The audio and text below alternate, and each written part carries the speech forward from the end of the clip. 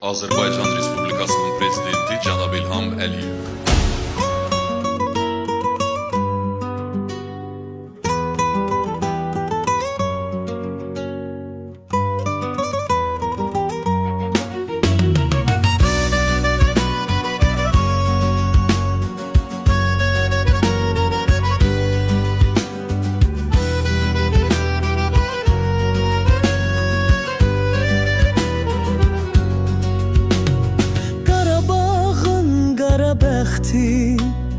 Çıxdı aydınlığa, ümidlə dolub hər ürək, gedirik biz sabaha. Tarixdən izlər gözlərimizdə, qanlı səhifələr dəyişir. Birlik içində bərabərliklə yeni dünya qurulur. İlhamla dolu bu yollar, İlhamla doğru bu yollar.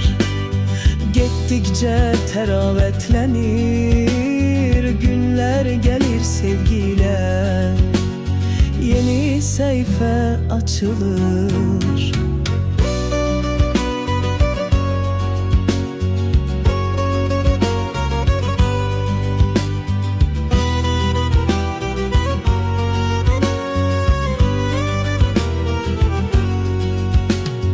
Ümidin səsi ucalır, hər obada gülər üzlər, gözlərdə sevinç parıltısı, ilhamı çağıran səslər.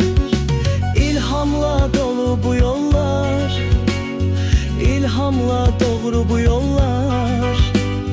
Getdikcə təravətlənir, günlər gəlir sevgilə, yeni səhifə açılır. Qoyucalaq hər zaman bir amal, bir səda ilə.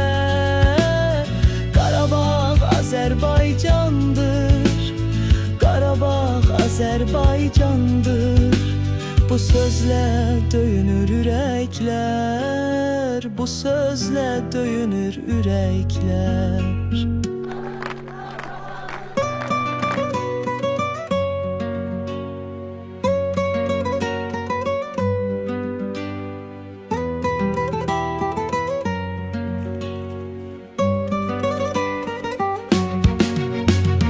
İlhamla doğru bu yollar.